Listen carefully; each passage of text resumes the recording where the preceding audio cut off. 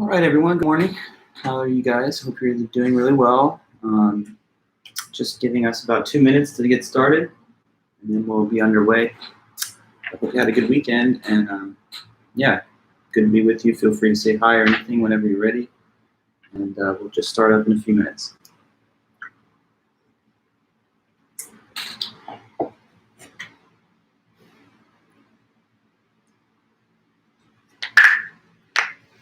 Hi, Violetta, Cam, Daniel, Caleb, Sky. How are you guys? Good to see you.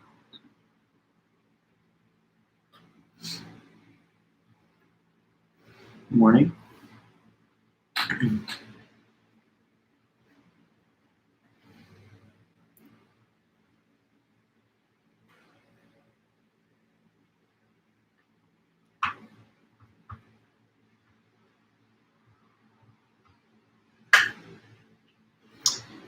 Hey, Tucker, Ryan, Brianna. Welcome back. Just another minute to go.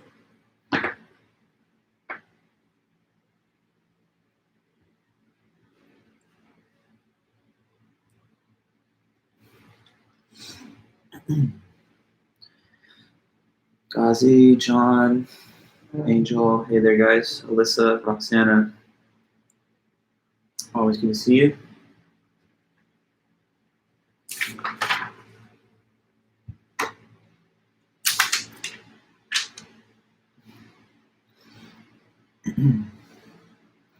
Johnny, Delilah, Veronica, hey there guys, Ashley, Nicole, Ryan. Good morning.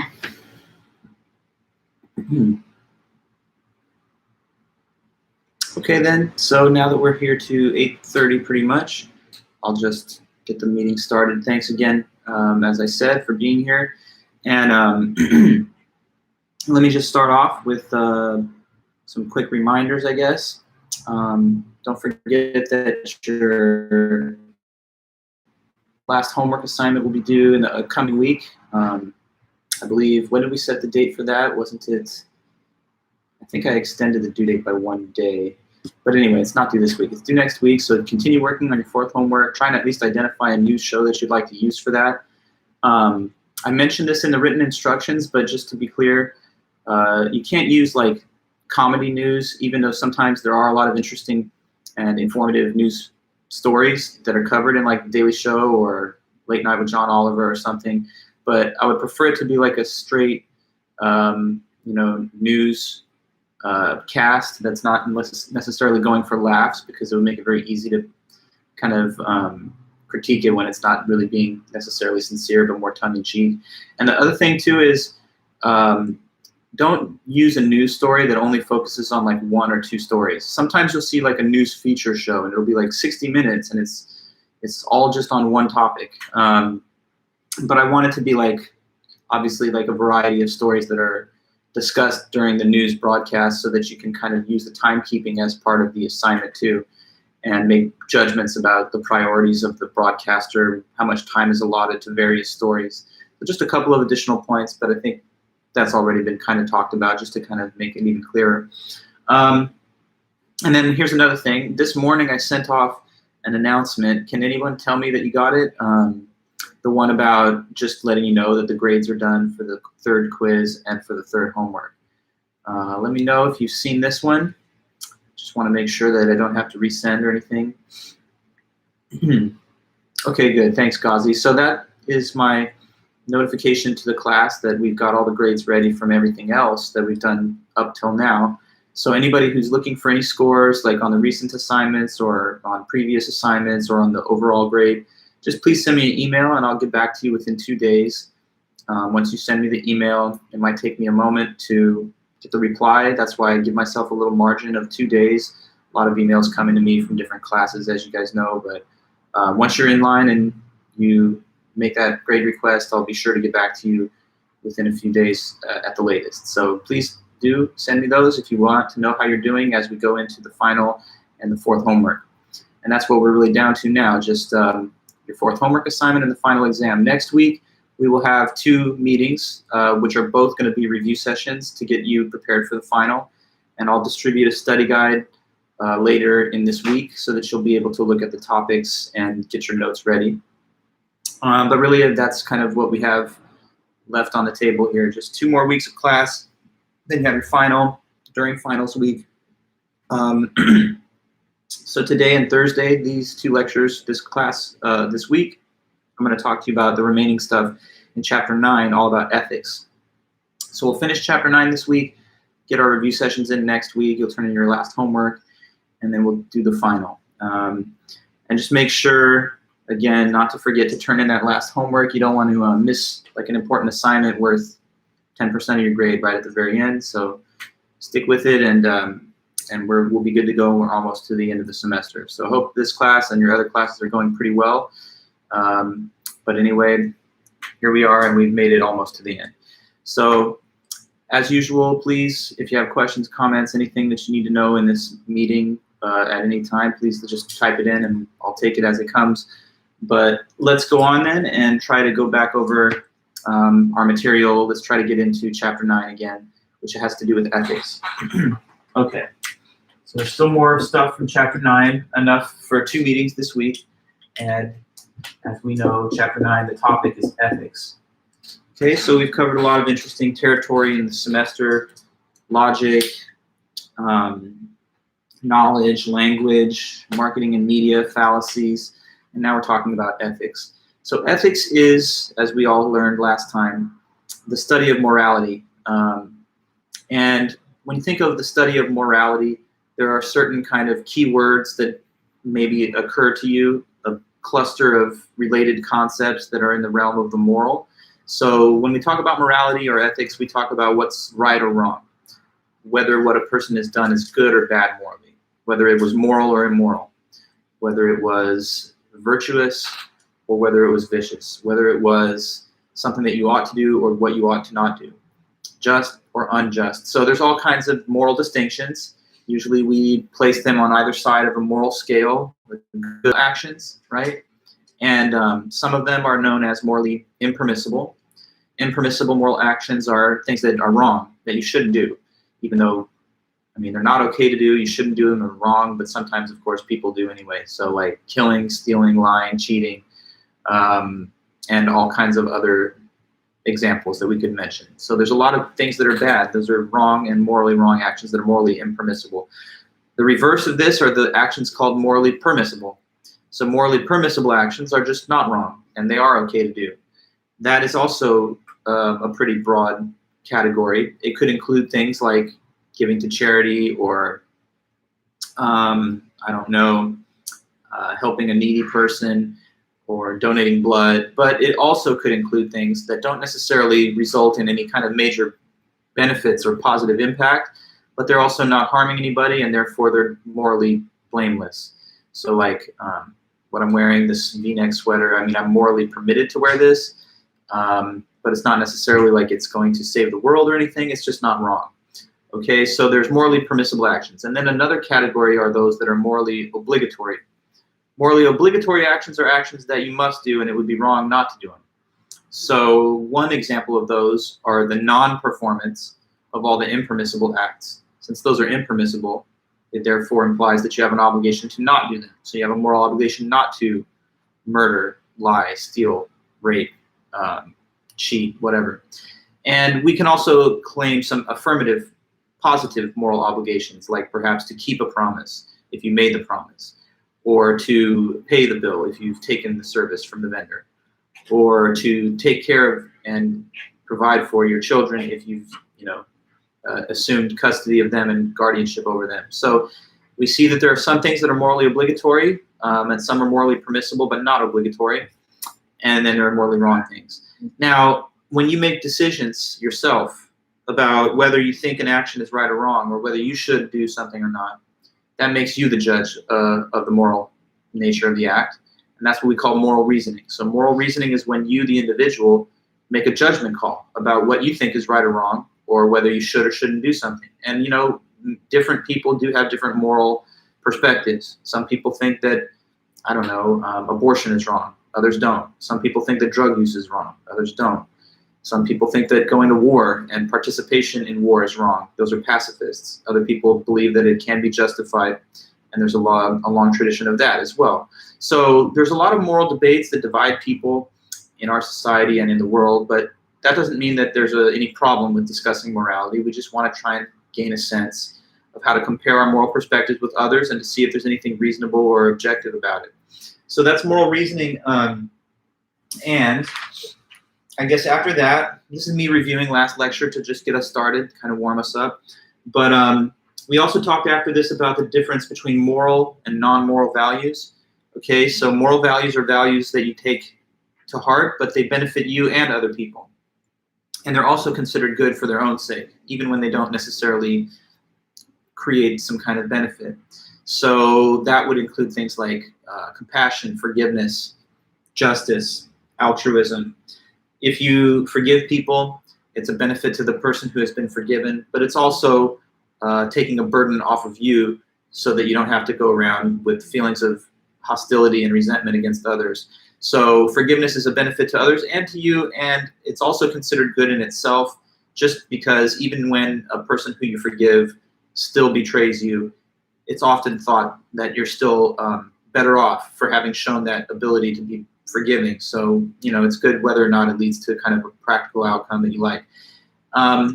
Just going into one example of forgiveness, but we could have said similar things about justice or altruism or compassion. Now, the non-moral values are goal-oriented, so they're more self-interested. They're directed at a goal, so they're a means to an end.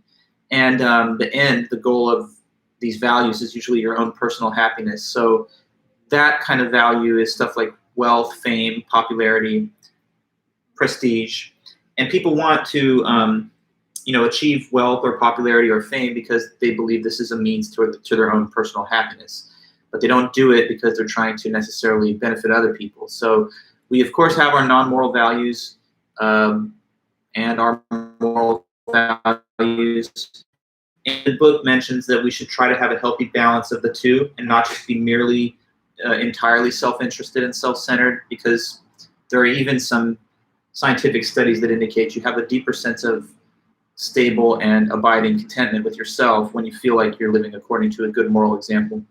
So anyway, after that, I think where we finished up was with the discussion of the conscience. Yeah.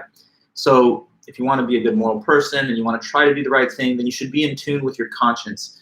And the word conscience refers to a kind of innate source of knowledge about what's right and wrong. So it's something we can tap into that is kind of given to us from either nature or God or whatever, if you believe in that. And this is supposed to be like an internal moral compass that directs you towards the right things and away from the bad things. And we talked about the conscience, how it's innate, but it can be nurtured in the same kind of way that the ability to learn language is a natural ability that humans have. But if it's not stimulated in the right way in your early life, then it does not fully develop.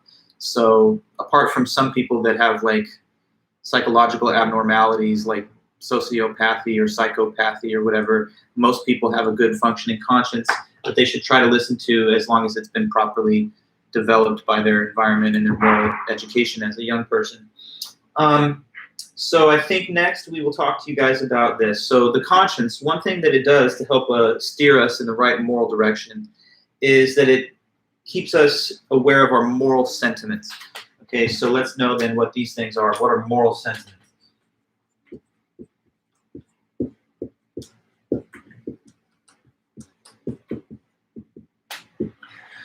So moral sentiments are just emotions which alert you to moral situations. They kind of alert you to the fact that something with moral relevance is happening. So like that something immoral or righteous or whatever the case is going on. So these are emotions which alert us to moral situations.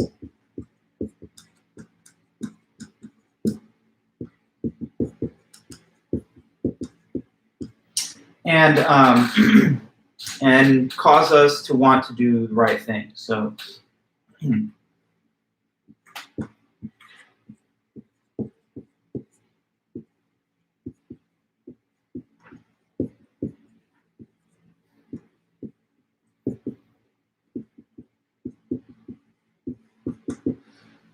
Okay, moral sentiments. They're emotional states that when we have them, they reveal to us the presence of a moral scenario or situation, and they make you want to do the right thing, whatever that would be within that situation. Now, there's a range of these moral sentiments, so I'll put some of them here that are mentioned in the book.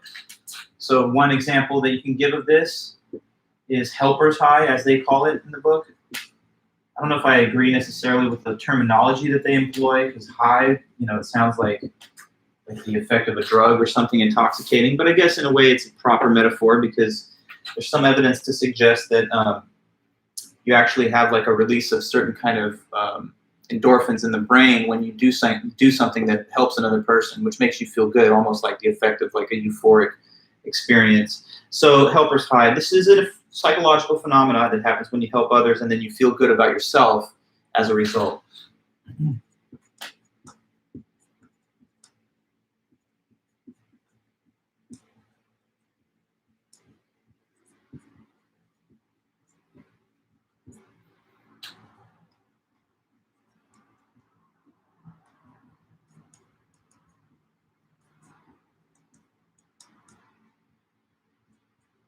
So what I wrote is just helper's high, when you help others and then feel good about yourself as a result. So, some people think about like being helpful to other people as somehow a waste of time. If you do things that are helpful to other people, then you're taking on a burden for their sake. And is it really going to be reciprocated? Maybe it's just going to be taken advantage of or go unreturned. So some people think that, you stand to lose if you're going to be this helpful, generous, beneficent person. But really, there's some kind of mechanism that rewards you that's even natural. There's a naturally built-in reward mechanism for the things that we do that are helpful to others. So that's that kind of familiar, warm and fuzzy, good feeling that you get, a positive self-regard when you know that you've done something that was good and upstanding for other people and not just for yourself. So it feels good, in other words, to be simple. It feels good to be helpful to people. They talk about this in the book. So as it says here, when you help other people, you feel happy and good about yourself. This is known as helper's high. The feeling of helper's high is accompanied by the release or increase of endorphins, morphine-like chemicals that occur naturally in your body, followed by a period of increased relaxation and improved self-esteem, which enhances critical thinking. So, human beings, we have kind of evolved as these highly cooperative social animals. We don't just hunt and gather and take care of one family and don't have any kind of social consciousness or awareness of other people. It's human beings working together in cooperative settings over the generations that are able to erect, the massive architecture, systems of jurisprudence, telecommunication systems, the internet, the highways and roads. When you think of all the infrastructure, industry, and systematic technology that our civilization has created, this can only happen when people work as a team over long spans of time. So that's a very important feature of the human condition, and nature, it seems, is trying to help push this along by giving us some kind of positive feelings when we're helpful to other people. So there's a recognized benefit in that. Now, other of the moral sentiments that we could mention, there's helper's high, that's one. But there's also empathy. So empathy, a word probably some of you've heard. If you have empathy or you're empathetic, it's like kind of caring. But what can we say about it in a more definite way? Empathy is it's the ability to imagine and care about the feelings of others. Okay, so that's really it.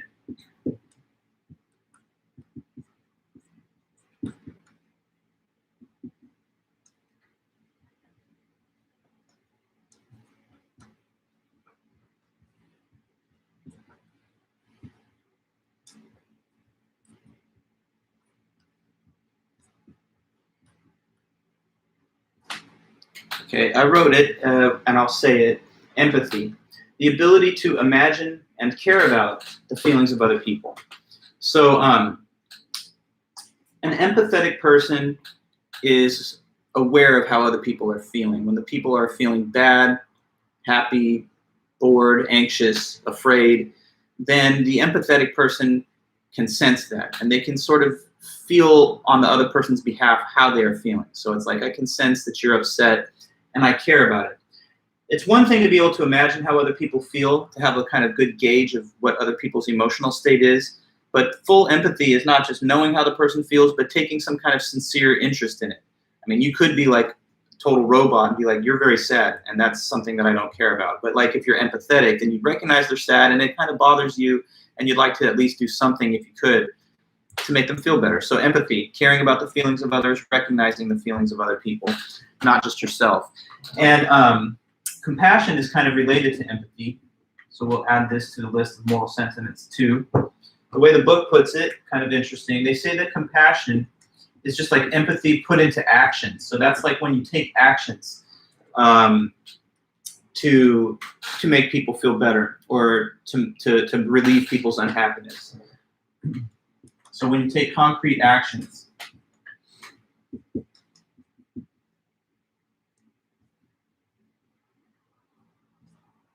to relieve others' unhappiness or to support their happiness.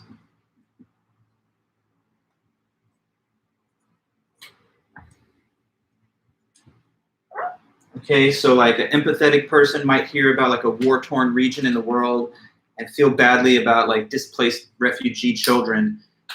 But then compassion might be that they actually want to try and, I don't know, send a care package or get in line with Oxfam or one of these aid agencies and try and provide some measure of support, either vocal, financial, or whatever. So, I mean, compassion is just taking a case where you feel empathy and trying to do something about it. Now, these moral sentiments, they're not all just warm and fuzzy, though. We've talked about empathy and compassion.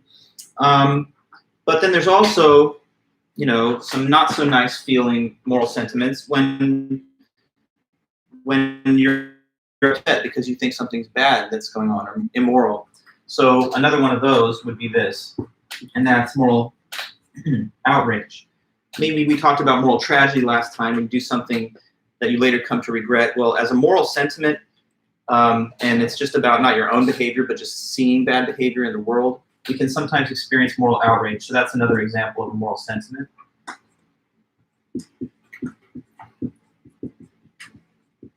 Now, moral outrage is simply this. It's whenever you witness or perceive something that you take to be unjust and injustice, and then you become upset because of that. So when you perceive an injustice and then become upset.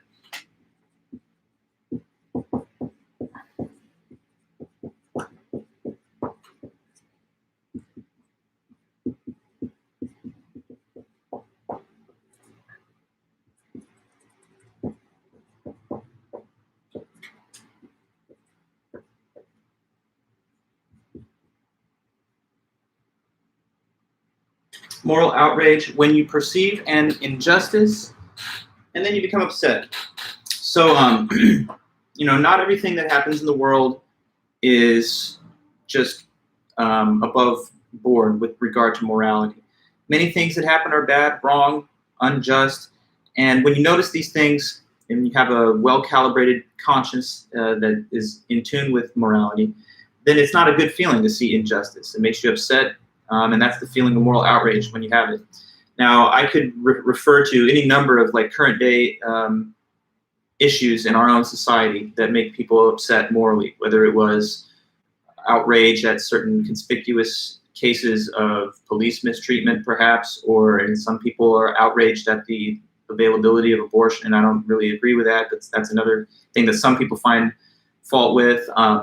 We could go on, but let me refer to some perhaps recent American history. We could talk about the early civil rights movement of the 50s and 60s in the 20th century. I'm looking at and thinking of the Montgomery bus boycotts in Alabama that were led by Rosa Parks starting in 1955. So you guys probably maybe know that back then in the segregated South, you know, middle of the 20th century, it's not exactly the same kind of cultural status quo that we've achieved today after the civil rights era. But back then there was this system according to which if you're a black patron on the bus and you're sitting at the front of the bus, public buses, then if a white customer comes on, you're supposed to like give up your seat so that they could sit down, and you would go to the back. Now that was considered, for very good reasons, to be disrespectful and dehumanizing. Like, what, I'm a second-class citizen just because I'm not white, and I have to now offer up my seat as though this other person has more entitlement or privilege to it than I do, even though we're both paying the same fare. So Rosa Parks and others found this to be, dehumanizing and degrading, and led a boycott of the busing system until they were forced to make changes to their policies. And that brought a lot of greater social awareness to some of the injustices and inequalities that Black people and people of color had faced in our society. So if you had just seen the fact of the events that led to the bus boycott, you could have become upset on the basis of that, right? So when something happens in society, you judge it as wrong, and you get the feeling of moral indignation, then that's this moral sentiment. Now, what's another moral sentiment that's kind of related to moral outrage, but a little more personal, is resentment. So let me go ahead and put that one here and describe the concept of resentment to you.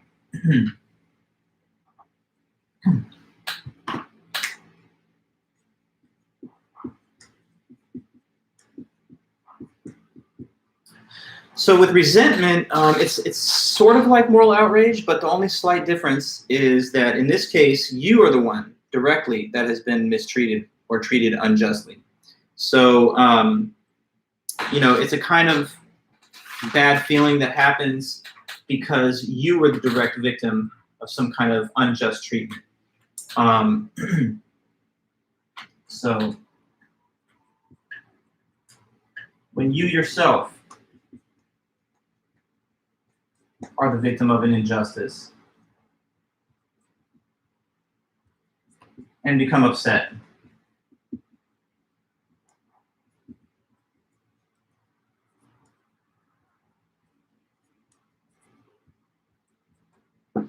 resentment. Okay, so thinking of the same example I just mentioned of the bus boycotts, you could have been a person just that was not in the, you could have been in the privileged class of society or whatever, in the majority part of society as like a white person, and you could have still felt moral outrage at the observation of unequal treatment to others, okay? But in that case, it would just be moral outrage because you would not be yourself, as a white individual, one of the people that is being marginalized, disenfranchised, treated badly. But you can still feel moral outrage on the behalf of those that are treated badly. I know some have said that injustice anywhere is a threat to justice everywhere. But setting that, I think, interesting principle aside, it seems reasonable that sometimes there are injustices that don't necessarily directly affect you or don't necessarily directly harm you. But when you're one of the people who has been negatively affected by unjust or unequal treatment, then the feeling of outrage is a little more personal, and it strikes you as resentment. Like you resent the fact that you've been forced to give up your seat for somebody else, or you resent the fact that you are not being treated the same way or with the same level of deference as maybe another person who's dealing with the police or something. So resentment, a particular form of moral outrage where you can recognize that you're one of those that have been harmed through the bad behavior. And it says this in the book, resentment is a type of moral outrage that occurs when we ourselves are treated unjustly. For example, Rosa Parks' resentment, as well as her courage, motivated her to refuse to give up her seat on the bus to white people. Her actions sparked the 1955-1956 bus boycott in Montgomery, Alabama, which was one of the turning points in the American struggle for civil rights. Okay. Now, another one of the moral sentiments that I guess it's not the most pleasant feeling to experience, but it's important, is guilt. So let's all understand what guilt really is. And I think since we've seen the definition of moral sentiments for a while, I'll create some additional room so that I don't have to write so small at the bottom. But we know that that's the header of the topic, and now as I add more to it underneath, we go into guilt.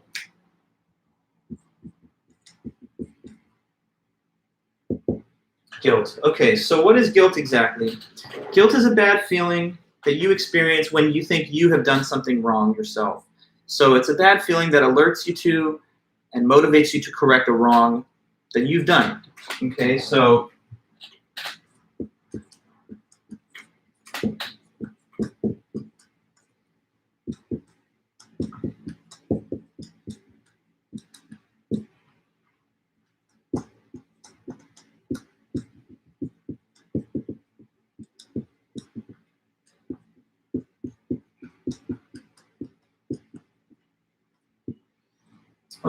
that's guilt. Obviously, none of us have like a perfect moral record. I mean, I don't know if I can necessarily say that. I guess there's always going to be somebody who's just like a really benighted, saintly person that just never does anything wrong. But for the most part, I would agree and argue that all of us, at least sometimes, will lapse and commit actions that deviate from our own moral standards. Sometimes we're tempted to do things that are wrong. Sometimes we self-consciously perform an action that we recognize is wrong because we are somehow caught up in the pursuit of something that we want. And we maybe thought that this would be the easiest way to get it. So there's many cases. Sometimes people cheat on their partners. Sometimes people cheat in school. Sometimes people betray other people who trust them. Sometimes even worse actions, as you can imagine, happen where people are committing violence or rape or, murder. But whatever the case may be, your own moral misgivings, I'm sure they're not up to the highest level of wrongness that there could be. But anyway, the point I'm making is that all of us, I think, have at sometimes experienced guilt. It would be hard not to, because that means one of two things. You've never done anything wrong, or you don't even have a conscience. And neither of those are very likely to happen. So guilt can occur. And sometimes people want to shut out the feeling of guilt because it's not pleasant. It's like something inside of you telling you did something wrong and that was not okay, and you should try to change your behavior or make amends. So it's not a necessarily nice feeling, but the thing is, it's important. It's kind of like pain, right? You don't like pain, but pain also serves an important purpose, because when you have pain, it means take care of that part of the body and make sure to prevent it from further injury. If you didn't have pain, you wouldn't even know where you need to kind of relax your intensity, or where you need to shield something or protect it from further harm. So guilt is kind of like that. It's a painful feeling. It's a negative psychological feeling, but it's important to be in touch with it, because you want to be able to determine on your own when you have done things wrong and when you should reasonably try to make an effort to do things better. So I know that a lot of people say, hey, don't give me a guilt trip, whatever. But the thing is, take the opposite extreme. If you've never felt guilt about anything, what kind of person is that? That's a psycho. That's a sociopath. That's like a person who could just murder, kill, torture, and just stand back and think, I don't know, I don't care. Like, that doesn't bother me. That maybe that's hurting them, but not me, because it's not me who's being hurt. Obviously, you don't want to become a person who is so insensitive to feelings of guilt and remorse and regret that you could just do anything at all with no feelings whatsoever, because that turns you into a kind of shallow person. It also makes it hard for you to have stable and deep and lasting relationships, because if other people know that you really don't care about anything except for your own psychological states, then why would they really invest themselves in you? Most people only want to go all the way and show someone their full love and support when they know the other person cares about them genuinely and not just for their own sake. So guilt is important. Without it, we would never have any tendency to apologize, to be forgiven, or to correct our bad behavior and to do things better in the future. So we should learn from our guilty feelings when we sometimes have them to try and improve.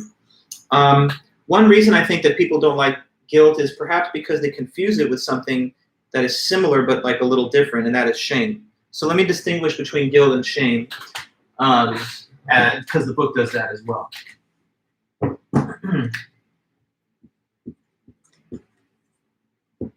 So now shame is another bad feeling, but this is a bad feeling that does not result from the recognition of you doing something wrong.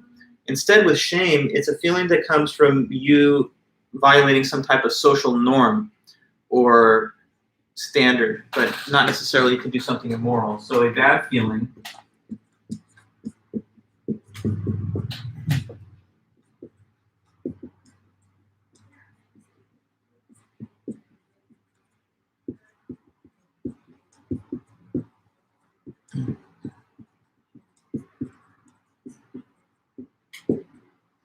okay.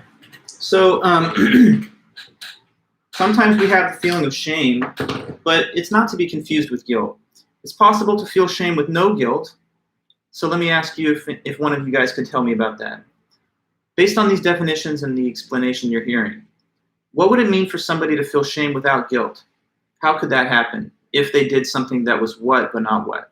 Can you maybe complete that thought for me and see if you can add to our conversation? So shame without guilt. Shame is when you feel bad because you stepped outside of the social norm. Guilt is when you feel bad because you think you really did something wrong. So how could one have shame with no guilt? In what kind of case? Maybe you can even relate. I don't know. Like you feel awkward, did something like that was not considered normal or whatever, but you don't really think it was wrong though. Like it didn't hurt anybody. It didn't like cause harm of any kind. So yeah, let me hear from you. When could a person, let's say, experience shame without guilt? Whether you want to give an example or just a general concept, either one is fine. What does that mean to have shame with no guilt?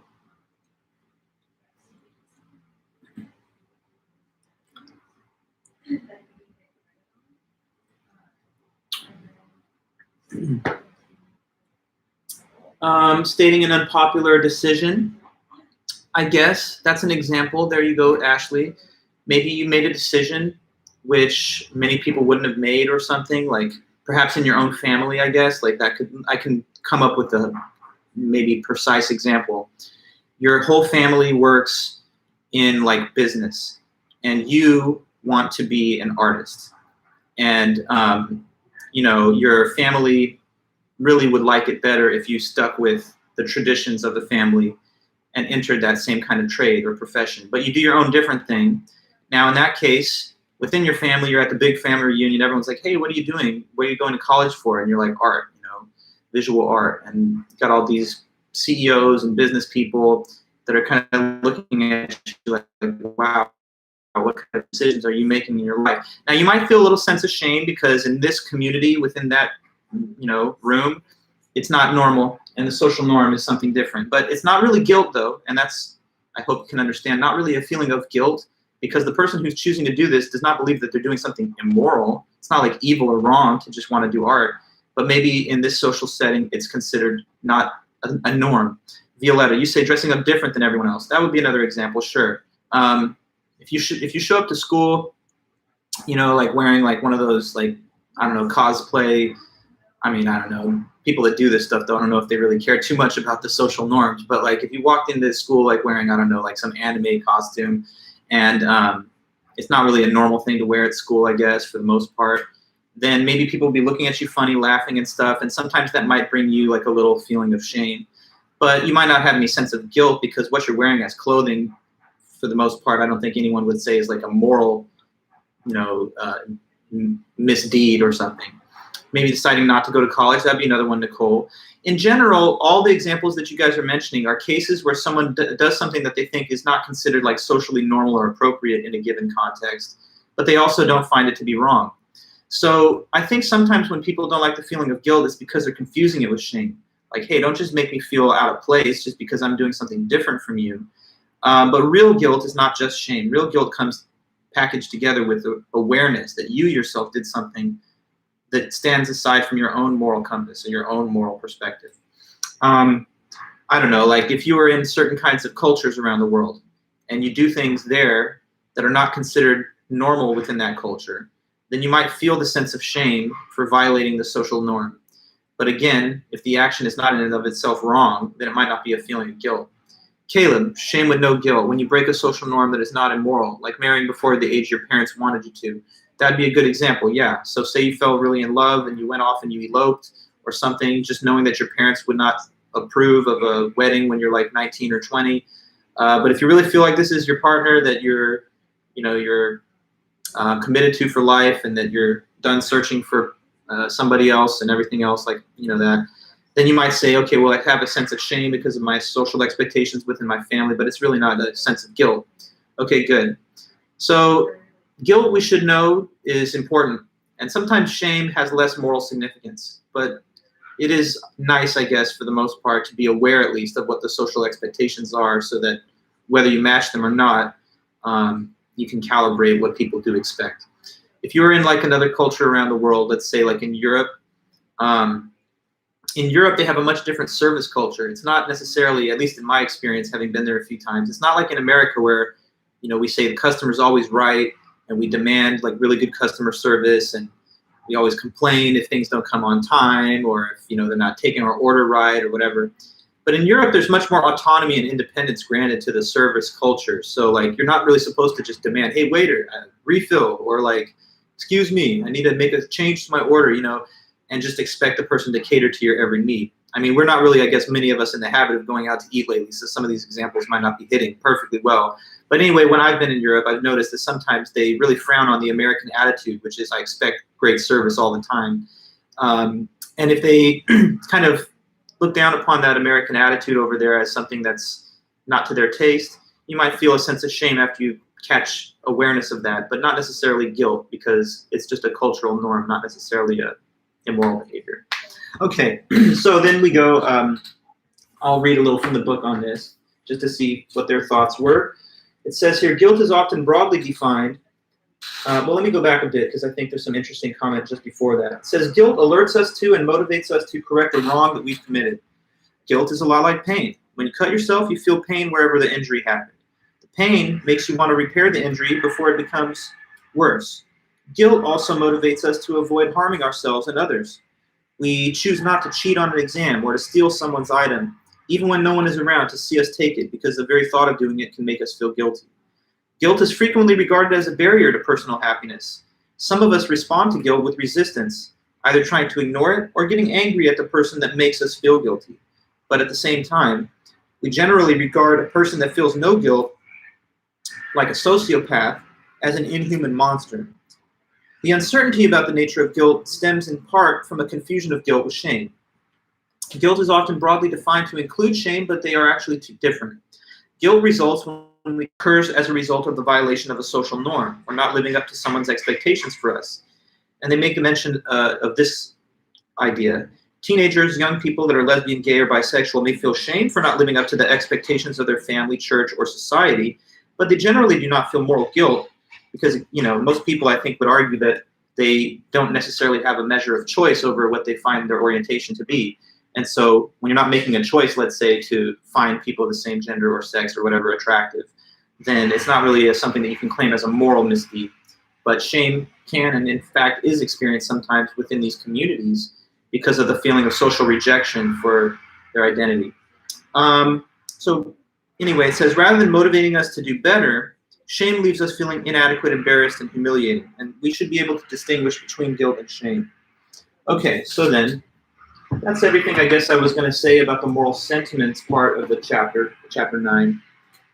By the way, just to note, it's unbelievable how long they've been doing this, but we have these construction guys outside still trying to replace some wood railings.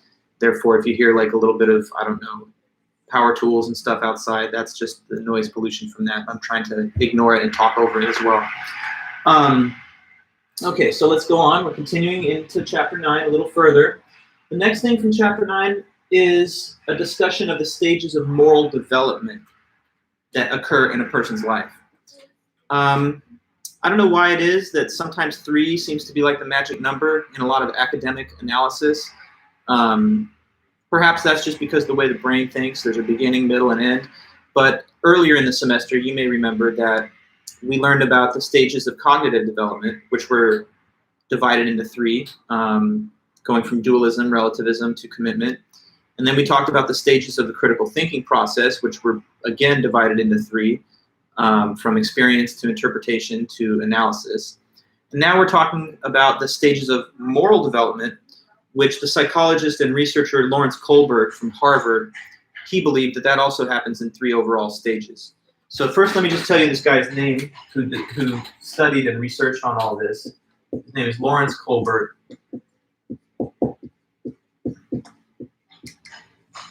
He lived from 1927 until 1987, and he was a Harvard psychologist. And he studied the phenomenon of moral development over the course of a human being's life. Meaning, like from your earliest days, from the cradle to the grave, how do you develop in your way of thinking about right and wrong and morality? In fact, he discovered that there seemed to be three precise stages overall. And he thought that this was something that was transcultural, meaning that it's not just, oh, in America or just in Asia or just in Europe or Africa, but no, he thought that looking at people from various world cultures all around the globe, that he noticed general similarities here. So he thought that this was somehow like a universal feature of the human condition, these developmental stages of morality. So anyway, then what were they? 3 stages of moral development according to Lawrence Kohlberg.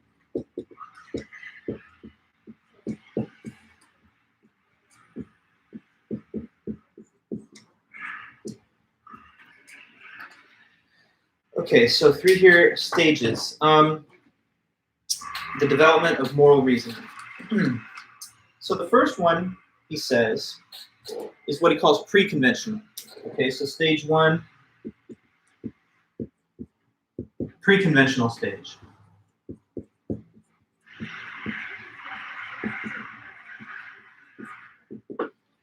So the first pre-conventional stage of moral development, this will be, okay, let me go into a little description first before writing it. You have to think now about the way of thinking of morality that little children have, relatively young people that are in their early stages of life.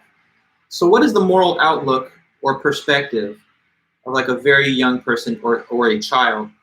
Well, at that early phase of life, you really think about morality simply as a desire to avoid punishment. Okay, so that's all it is. That's all it really means to a person who's just getting started in life. Morality is whatever I can get in trouble for, or whatever people maybe punish me for.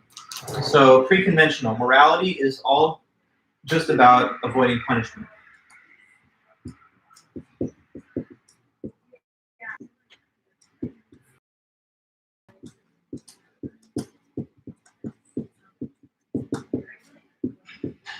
Okay, it's all about avoiding punishment. That's the whole point. So think of like little kids. This little kid maybe he sees like an item in one of his classmates' lunch at lunchtime, and he's thinking, maybe I'll just take it and eat it because it looks so delicious. But at the last moment, he says, wait, I shouldn't do that. And why does he think he shouldn't do it? Because he's worried that the teacher's around, and maybe the teacher will see him, or maybe the kid will tell on him. And then if word gets back to somebody in a position of authority over him, then that person could send him to the detention, to the principal's office, tell his parents, get him grounded, maybe get a spanking or something, how sometimes kids are spanked. So anyway, the kid is afraid of punishment, and that's the only reason that he wants to stick with what people say is the right action. So maybe he won't steal, cheat, lie, but only because he's worried about what might happen to him if he gets caught, or her, or them, right? So that way of thinking about morality is at least something that keeps you in line with what people think you ought to be doing. But it's not the most, it doesn't really embrace the view that the other person's important. It's really all just about you. Like, why is the person not going to steal? Not because they recognize that that person has every right to their lunch and that it's not yours to take, but rather because you don't want to get in trouble. So it's not actually out of a recognition of the value of other people or why we should honor them and treat them fairly, but it's merely about a desire to avoid any kind of negative repercussions onto you. So at that early stage of moral development, the book gives us a little graph to try and make visually obvious what the priority is here. And so they're showing 2 circles of different size. And the one that's larger is depicted as me, and the one that's smaller is designated as others. So when you're in the pre-conventional moral stage of development, it's really all about me. It's a more self-centered way of looking at morality because, again, as I say, you'll try to do the right things, but not because you think they're right or because you care about other people per se, merely because you're trying to prevent against your own liability for punishment. Okay, so that's the earliest, most basic way of thinking about morality when you're starting out as a kid. Good teaching. Put her down. Okay. And I'll read from the book on that. It says this. it does say, so in the pre-conventional stages, morality is defined egotistically in terms of oneself. People at this level expect others to treat them morally, but generally don't treat other people with moral respect unless doing so benefits them. Most, though not all, people outgrow the pre-conventional stages by high school, but most criminals are at that stage. And nearly half of all crimes are committed by people that are between the ages of 15 and 24. So it's interesting to see how pre-conventional level of moral development might have a correlation with the tendency to commit crimes. Because people who commit crimes are those that are saying, well, maybe I can get away with it, and if I do, then that'll be just fine. But you have to have like a little bit more appreciation of why it's wrong to actually not want to do it, whether or not you thought you could get caught. So anyway, that's the pre-conventional stage, the first one.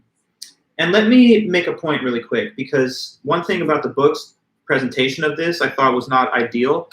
The book divides the 3 stages themselves into like 2 subparts. So like in the way the book puts it, you've got stage 1, part A and B, like 2 little divisions within stage 1, and then there's stage 2 and like 2 little breakdowns of it.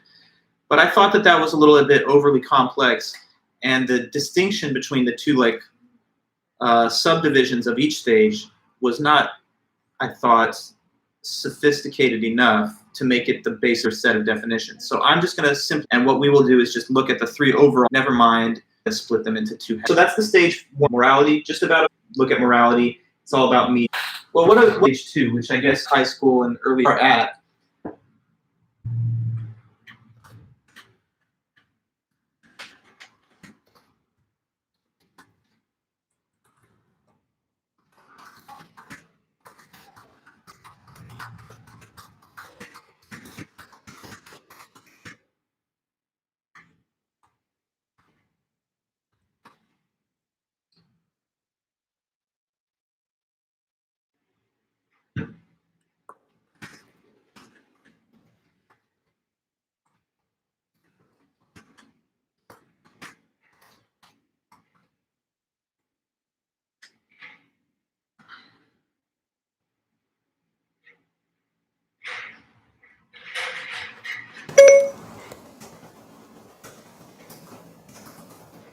Can you now see me? I think that I am back live with you if you do have the feed running.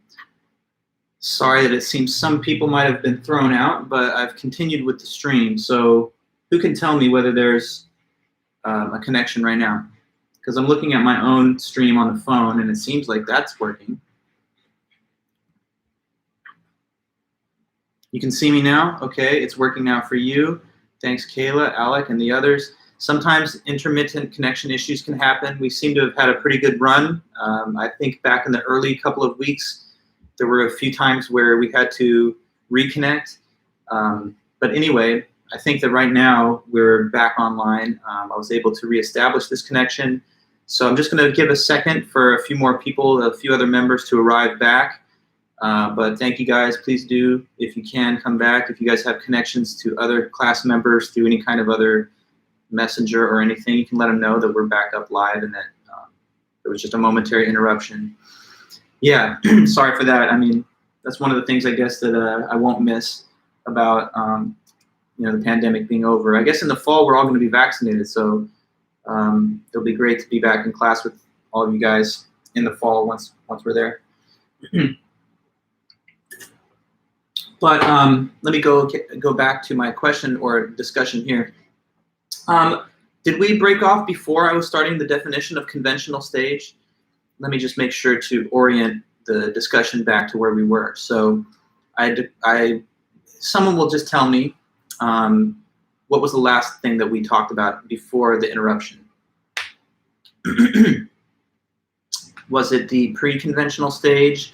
I don't know if I wrote this while the stream was down. If so, you'll let me know that, and then I'll say a bit more about it. Just checking if anyone would let me know. Because I kind of was like lecturing, and then I looked up and I could see the frozen stream, so I'm not sure exactly how far I got while you guys were off the live stream. Okay, so Violetta, we talked about me and the other circle. and the stream went down before I wrote this. Okay, so let me just summarize the last few points that I was making before. Stage 1, and the stream froze before I could write stage 2. Okay, so this is stage 2, so hold on for a minute, and let me finish my spoken statements about stage 1. So stage 1 we learned was pre-conventional. That moral outlook is the perspective of somebody who just doesn't want to be in trouble or punished. But they don't do the right thing because they care about the other person or because they recognize that it's right. They simply do it out of a desire not to be, again, hit with penalties or some kind of punitive response.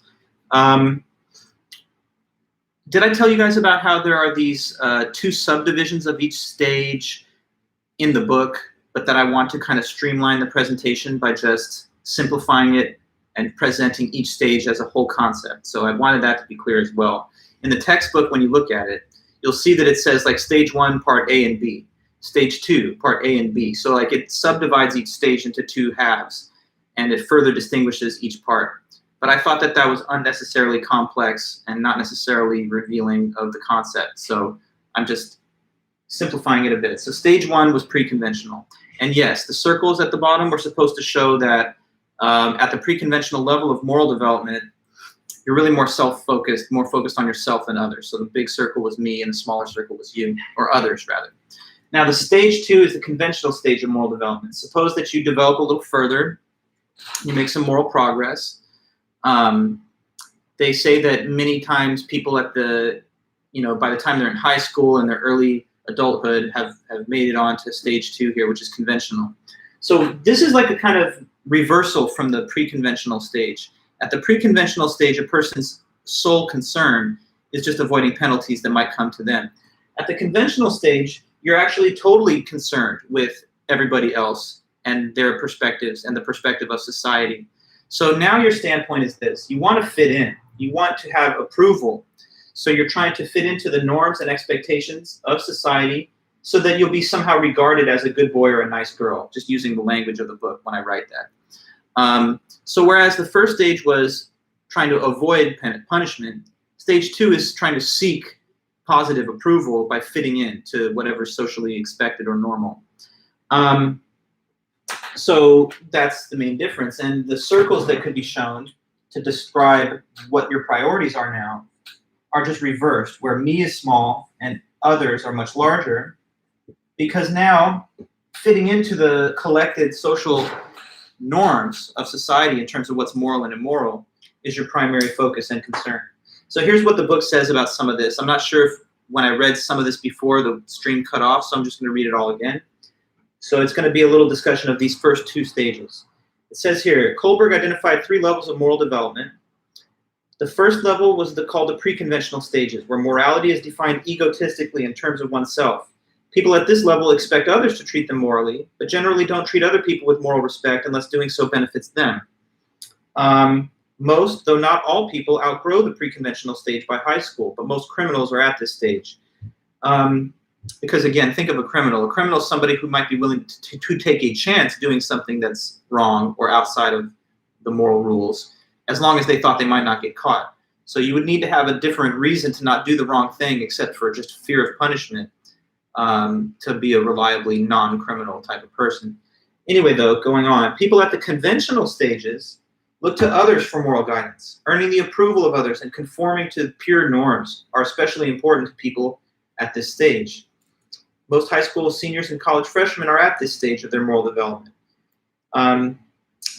So at the end, when you get to stage 3, if you can make it all the way to the end, if you continue to develop and you reach, I guess, the furthest, highest level of moral thinking, then you get to stage 3, which the textbook labels as post-conventional.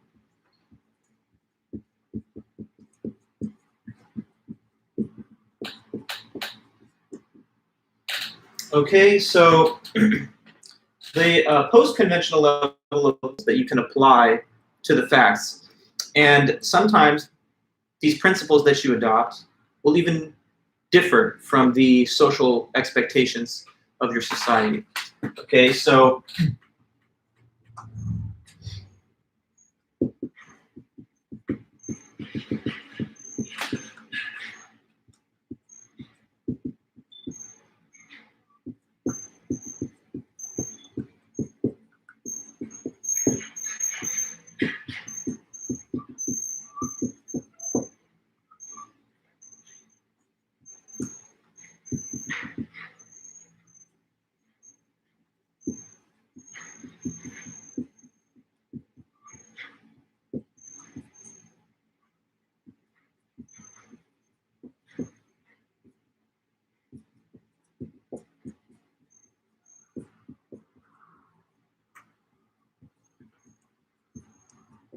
Okay, guys, so what it says here, I'll read it. Stage 3, the post-conventional stage of moral development. A person identifies and applies universal moral principles. And sometimes this will cause them to reach moral conclusions that are different from the mainstream of society. Not always, but sometimes. So at this stage, you think that it's not just about avoiding punishment. It's not just about fitting in either. It's about doing the thing that you really do believe is right based on universal moral principles that you can apply. And once you have these kind of principles that you hold and that guide your moral decisions and actions, then sometimes these principles will lead you to conclusions that are even different from the mainstream thinking of society. For example, suppose that you had lived in a society where slavery was being practiced, as many people did, in fact, prior to the Civil War in America at least. You could have been a person who at that time looked at the institution of slavery and said, this is wrong. I know it's normal right now for people to accept this or that it's legal or whatever, but I find that it's just immoral and it's a violation of my sense of right and wrong and my principles to treat human beings like their property and to just sell them off, not compensate them for their work, selling parents and children into separate households as though they were simply just objects to possess rather than human beings with their own rights and their own dignity. So if you were an abolitionist at that time, you might have thought, the prevailing winds of our culture are absolutely wrong and there's a wrong thing about the status quo. If you're in the conventional level of moral development, you'd say, well, I just want to think and believe what other people think and believe because that's normal and it's the social norm. So if you were, let's say, living during the time of slavery, you couldn't have been Harriet Tubman trying to free slaves in the Underground Railroad if you were at the pre-conventional level because you'd just be thinking that's wrong because it's against the law. And in general, we want to be able to make moral decisions that don't simply rest on what other people think or what we've heard other people say. At the same time, it does not necessarily mean that when you reach the post-conventional level, you're just going to always defy the social norms and you're always going to reject them. Many times these things are rational and they're justifiable. But sometimes, whether it was not allowing women to vote, having slavery, the Holocaust, you name it, there's a lot of times where the prevailing norms of the society overall can themselves be seen as wrong. And we don't even have to look too far into the past to see that. We can even see that in our own society and some of our recent history. So that's what the book says. We want to try to make the most moral progress that we can towards our full moral development. And hopefully that means that many of us could get to that post-conventional level. It says here, the next stage of moral reasoning is the post-conventional stage, where people recognize that social conventions need to be justified. The fact that something is the law does not make it moral or just. Instead, moral decisions should be based on universal moral principles. A person's stage of moral development is correlated with their behavior. And so in one study, researchers found that only 9% of people at the first level, but 38% of people at the second level would offer help to somebody that appeared to be suffering from the side effects of a drug. But all the subjects at the third level would offer their assistance. So, and it also mentions that around 10% of American adults will reach the post-conventional level of moral reasoning, at least according to one study that's cited in the footnotes here. People at lower levels of moral reasoning tend to come up with simplistic solutions, and when these solutions don't work out or backfire, they become confused or baffled. People outgrow their old ways of thinking when it becomes inadequate for resolving the more complex problems and issues they encounter in life, and movement to a higher stage is usually triggered by new ideas or experiences that conflict with a person's worldview. Then I'll just read a slight little bit more from that chapter where it talks about how in the course of your college studies, many times people do report significant intellectual and even moral progress about how they think. So there's this discussion in the book. It says, college education is positively correlated with moral development. Many young people in college go through a time of crisis, sometimes called cognitive disequilibrium. When they leave home and enter college, they may initially respond to the disruption of their worldviews by conforming to their peer culture.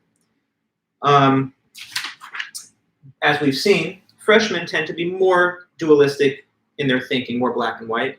In a study of moral reasoning in college students were given a fictional example of a man named Joe. One day a neighbor discovers that Joe has been living the life of a model citizen for several years, but is actually an escaped prisoner. Students were asked, should the neighbors turn him in to the police? Freshmen were more likely to say yes, because that's just what the law says. But by the time the college students were in their senior year, they were starting to give more nuanced responses. For example, now they wanted to question whether it would be fair for the person to be turned in according to the law in this case.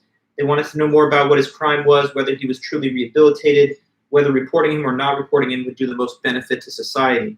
And so adding these additional factors of moral complexity to the person's decision-making progress shows that they've been growing and developing in the way they think about right and wrong. Moral reasoning plays an important role in our everyday decisions. So we should try to take it seriously and think about it critically. Now, the last part of Chapter 9, and this is what we'll really be spending all the time on Thursday about, has to do with different moral theories.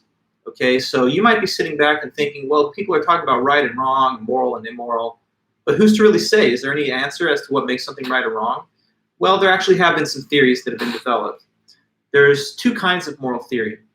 There are what are called moral relativism theories and moral universalism theories. So let me put the definition of those, and then we'll continue, and now we'll really zoom in on that on Thursday for our last lecture-based meeting. And I will be sending the study guide. I think I said that earlier, but I'll be distributing the study guide for the upcoming review sessions and the final later in this week as we get to the weekend. But so there's two types of moral theory.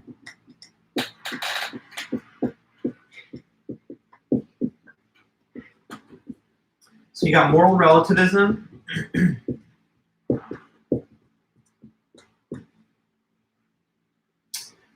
On the other hand, moral universalism.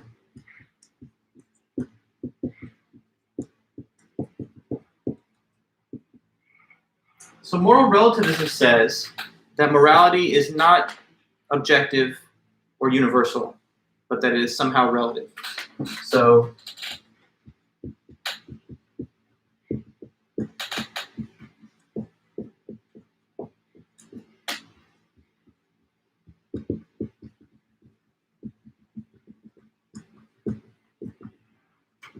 and the opposite of that is moral universalism, which says that no, morality is universal. So according to this view, morality is universal and objective, and it does not change depending on person, place, geography, or time period. So on the moral universalist way of looking at it, there's just moral law, and it's objective, it's factual, and it's the same for everybody all the time, everywhere.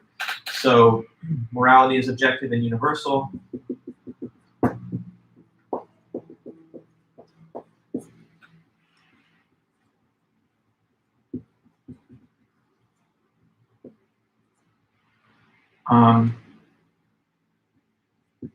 And is the same for all people, places, and times.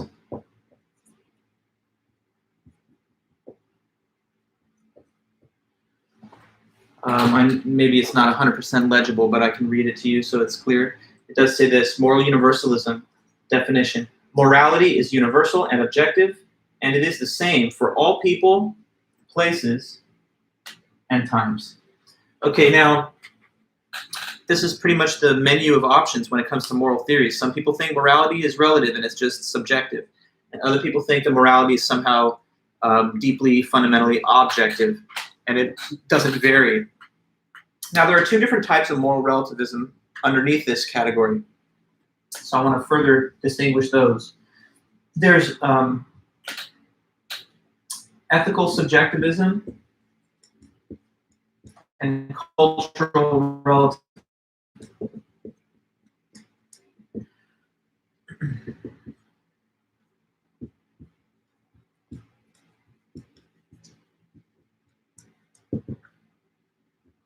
So ethical subjectivism, this type of relativism, it's the most radically subjectivist of all. What it says is that morality is nothing other than each person's personal opinion. So that's all that it is. It's just each person's view of what's right and wrong. So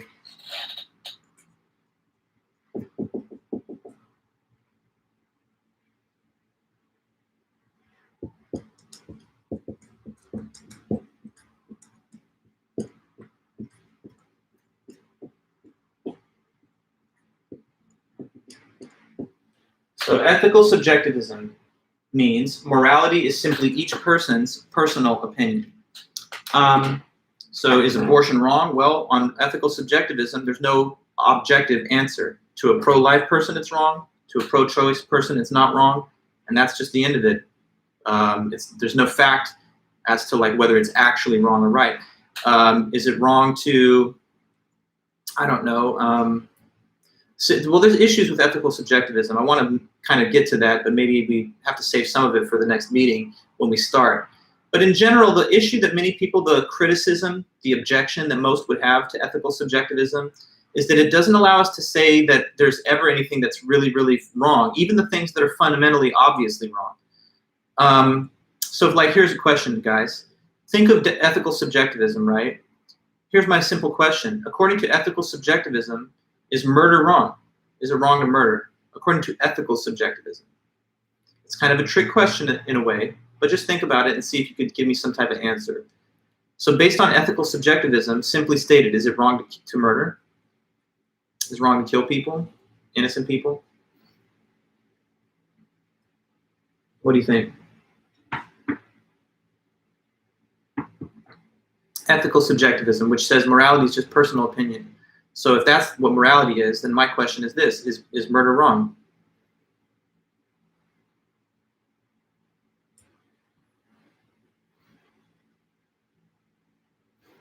What do you think?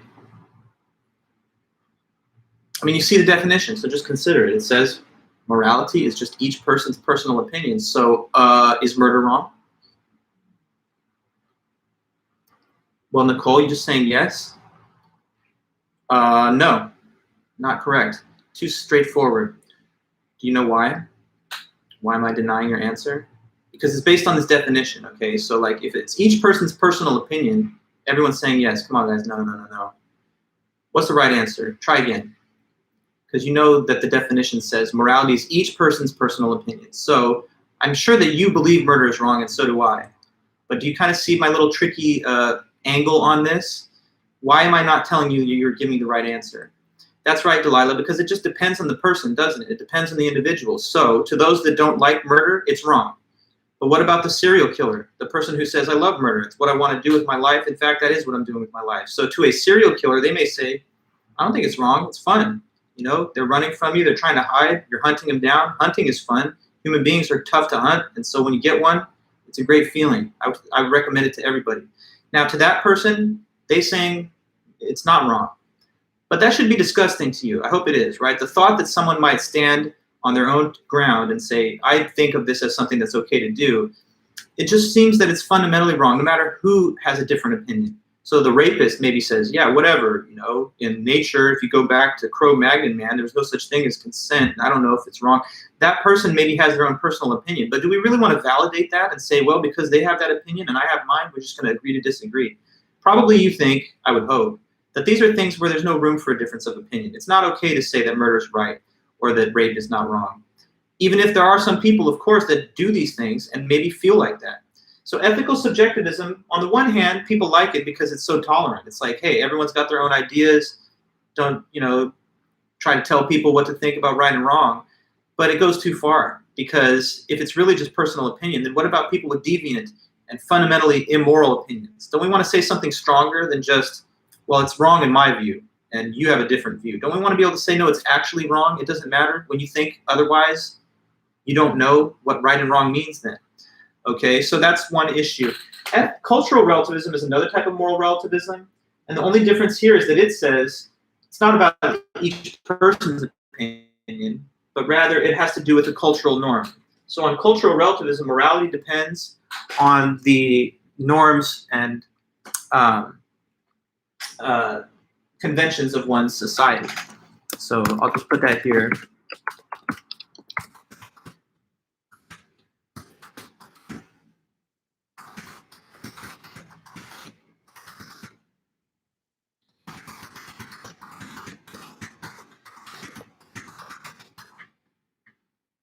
Okay, so I just listed the definition here in the chat. It should say by, not NY. So you can refer to that because I didn't want to take the time to write it on the board with just a time running out right now. But we'll pick up on this on Thursday when we start. And on Thursday, we'll finish off the last topics of Chapter 9. We'll talk about moral universalism a lot. We'll develop 2 moral universalist theories on Thursday, and then we'll be all done with the semester of at least lectures. Okay, guys, so I've held you for an extra minute.